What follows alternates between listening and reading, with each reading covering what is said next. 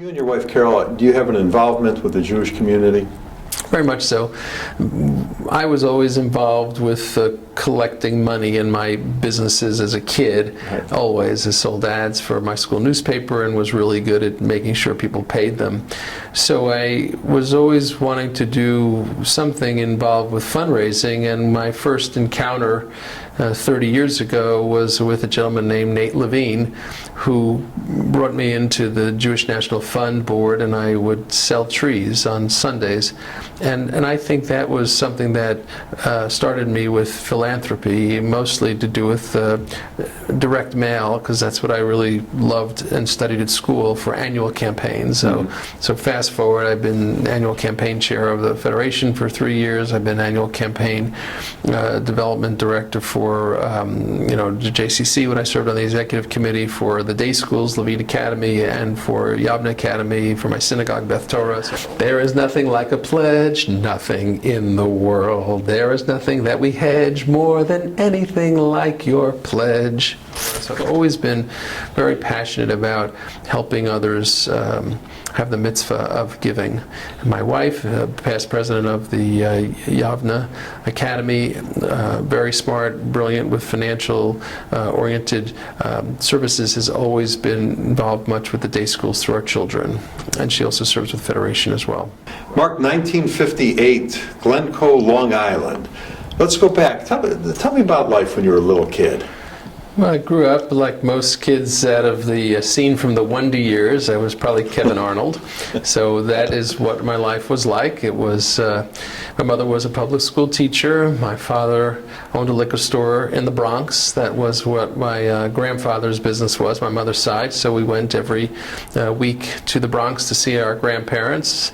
I thought it was every kid's dream to have a bicycle and ride to North Shore, South Shore. I took a lot of public transportation, but I always knew that I was not going to stay there forever, because I had this Uncle Lou who would come visit us from Texas. And Uncle Lou moved to Dallas in 1943, and Uncle Lou came here to cut WAC uniforms to avoid the draft, because at that time they were drafting even men with children, and he had one daughter, Barbara. So Uncle Lou would come to New York. He had a hat, he had boots, he had lots of wealth and smiles, and Texas always was this mecca, this gold city on a hill, because everything Uncle Lou spoke about Dallas was that you just really could find incredible happiness and wealth. And I was always a hustler as a kid. I always had a business. I was always either mowing lawns or working or selling things. And about the time of my bar mitzvah, my cousin Pat Gaspar, she got married, and I came to Dallas for the first time in 1971. Uncle Lou had the whole family up in a hotel. We had room service. We were driven around in beautiful cars. The Fairmont Hotel where the wedding was the nicest affair I'd ever seen, and I was smitten. I remember, in fact, landing at Love Field, and at the time Roger Meyer Cadillac was on the north service road of LBJ, and all it was a Cadillac dealership. There was nothing else, and the pilot made it a point to show us that. We flew in on Braniff Air. All the stewardesses were gorgeous. They all looked like Farrah Fawcett.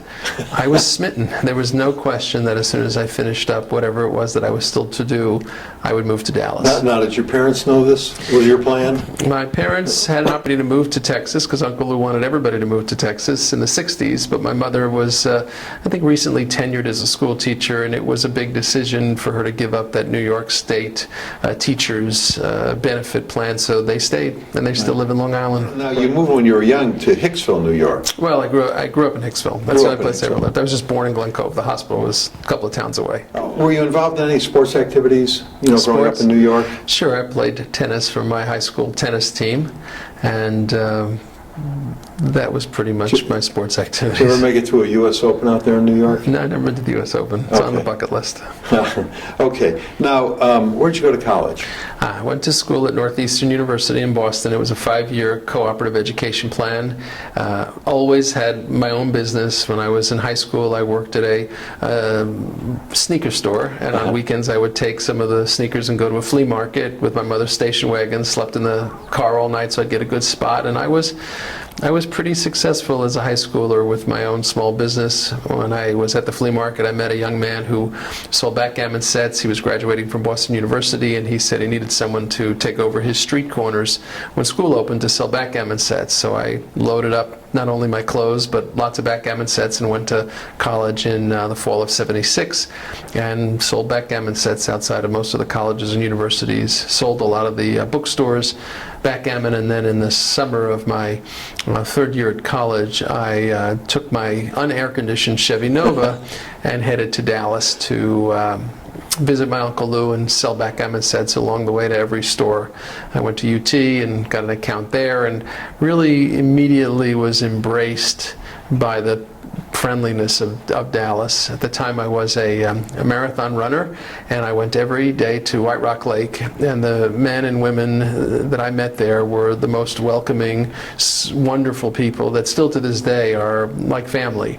And I just knew that when I graduated college I was going to move to Dallas. In fact, I tried to switch schools and go to the University of Dallas, and even put a deposit down on an apartment on Stone Canyon, and then I got cold feet at the last minute thinking I will really want this degree from Northeastern, and it made sense to not change that because I was already 3 years into my program. So I stayed, but again, every summer would come to Dallas, and it was the summer of '80, I remember, which was the hottest summer on record, and I said, if I can run through this, I can definitely make it. The day I graduated from college, I went to Europe and Israel, and as soon as I got back, I loaded up a U-Haul with a piano, a couch, a bed, and headed to Dallas. Okay, and you came alone? I came alone. Wow, what was that trip like? Oh, I mean, I came with a buddy who drove my car behind me, and then I flew him home, but it was fine. I had an apartment already rented on Manderville Lane. I got here in August of '81, and had a business to build, which was very fun. I would try to find cigarette smokers that smoked Winstons, and we'd sell them to Marlboro, and then my job was to sell other parts of this data card to find Times Herald readers for the morning news, and it was really a very interesting business of direct marketing. I handed out flyers to have the surveys filled, often using models downtown, and in 1983 I had a cousin who built some condominiums near downtown and was having trouble selling them. And I designed a little flyer that looked just like the cigarette flyer, used the same models, and we handed the flyers out, and we sold out the community in 6 weeks. Immediately in my business that I'm still in, which is really managing and marketing real estate. You met your wife down here? Met my wife in '85. We had a mutual friend in the Jewish Singles Group, and I knew of her, and as soon as we had our first few dates, we were done. we were very nice timing. Okay, and where's your wife originally from? She grew up in Houston, so my kids are fourth generation Texan. I'm very proud of that. Her dad was a CPA and moved the family to Chicago from grades 6 through 12, and then she went to Tulane, and their family moved back to Atlanta, where her dad was from. Okay. But we have Houston roots. Tell me about your grandparents now. What did your grandparents do? My mother's side were from Eastern Europe, and Czechoslovakia, I think, was really the word my mother said. She was very good at spelling. And they came to this country before World War I. And my favorite story was that my grandfather's brother did not come to this country, and yet when he fought during World War I, he fought against his brother. So I always thought they would see each other in foxholes, shooting at each other. As a little kid, I never could understand that. He was a proud Jewish war veteran. He also was an entrepreneur. He had a hackney license, so he drove a cab, and then he got a liquor store. And that liquor store in the Bronx became my father's job when they were married. My father's side of the family, I know much more about. They were from a town called Shagarat, and my grandfather Morris his little brother was Uncle Lou, who is the Dallas connection that is a legend in this town. May he rest in peace.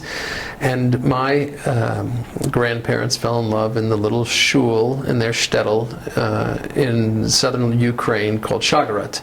My father and I returned there a year ago this week and saw the roots of the family. They came here with modest means in the early 1900s, and my family were all furriers on my father's side. They were furriers in the Ukraine, and they were furriers in New York, and my uncle also was a cutter. So when Uncle Lou came to Dallas, he was a cutter for Lorch. But I have fond memories of my grandmothers. My grandfather, Morris, Uncle Lou's older brother, he died 9 months before I was born, so I was very close with my grandmother. So there was always a real tight connection in our family. Now, when you went back on that trip with your dad, was there something about the family you learned that you did not know? Well, we went to the little town, which was once, 5,000 Jews. There were 17 left, so I learned that they probably had nothing to stay for. I learned that there was certainly a likelihood they wouldn't have survived. I definitely felt somewhat of what perhaps a survivor might feel who goes back to an area of their former life where there was a lot of loss of life. And I felt a connection that my family probably would not have lived if they stayed.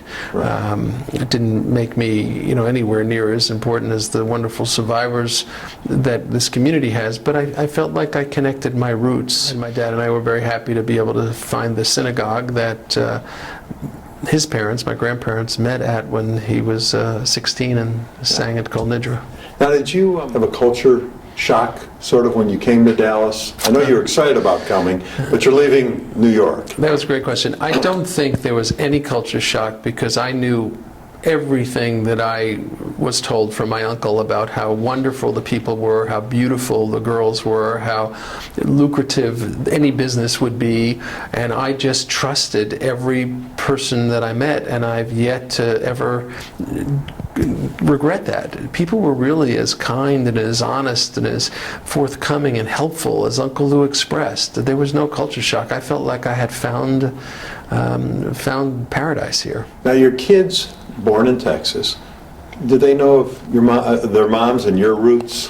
Of course. My parents, thank God, are still alive, and my wife's mother is still alive. My children definitely know all about our roots and are very proud Texans, and both are living in Boston, and my oldest daughter recently had to get a Massachusetts license because she was now working in Massachusetts, and she had to turn in her Texas license, and she cried, wore a "Don't Mess with Texas" shirt to the Motor Vehicle Bureau.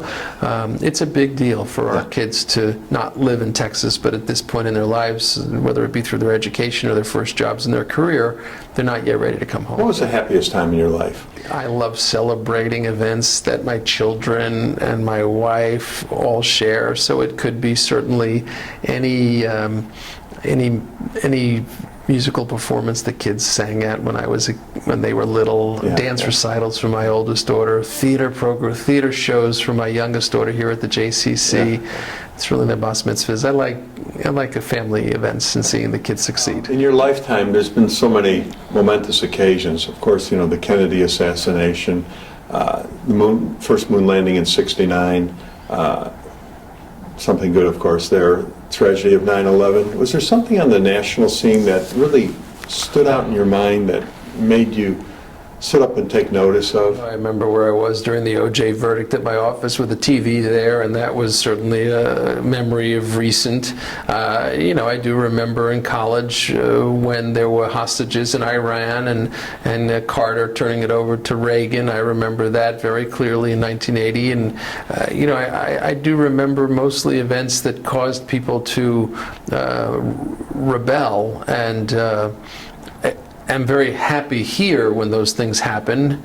Right. Even just today, it's the first day after the George Zimmerman verdict, which no one will know about 50 years from now, but there is a lot of people upset in other parts of the country. Here, it's business as usual. Dallas is a very conservative, I feel very safe, contained place. So I think I probably have more of those memories when I wasn't in Dallas. Is there an invention or something that came along that you really took notice of? The ability to carry recorded music with me. I'm a musician, and I do a lot of presentations and classes on music, and it's the most passionate thing in my life after my family, but I really am so changed since I've been able to contain all of my songs and all of my videos on one device, whether it be an iPad or an iPhone, and I can plug it in anywhere and teach. Tell me a little bit about your daughters. Sarah, much like my wife, very reserved and very poised, and a very good dancer, always loved to help others. And now she is an occupational therapist helping children born with special needs, young children, and she's really repairing the world, and most proud of her. Always, she was a sweetheart at BBYO for one of the chapters, Berger, and she really kind of took us down this path as the firstborn of being very it made us very proud because she was always well presented. Yeah. Good kid. Laura, equally wonderful in our community, very passionate about Israel, very passionate about our Jewish roots, did such beautiful theatrical performances here at the JCC, got into Booker T, went to Yavna after her year at Booker T. Laura is much like myself, and I think she will do very well if there's ever an opportunity, as she has found, to just be liked by others. She really can charm, and she's very special, and I think she's very close to our to our roots. She's named after my grandma. The advice I'd like to leave to the next generation is that you really should not take for granted what you have been given, and that the people who came before you, certainly before me, they lived with much less nice things than you have. And because of that, they didn't take for granted that the entitlements they were receiving were theirs to enjoy. They probably shared much more. In other words, you need to make sure that you give back, that you truly make charitable giving an important part of your life based on what you earn, not what you can enjoy or not enjoy, because you can talk yourself out of having or not having enough things any day of the week. But the truth is, this city is a wonderful community for our Jewish people, because of the fact that so many people gave time, resources, that made this just the most wonderful place. You can't take it for granted. You have to give back. Well, thanks for doing this today. That's it. You did a great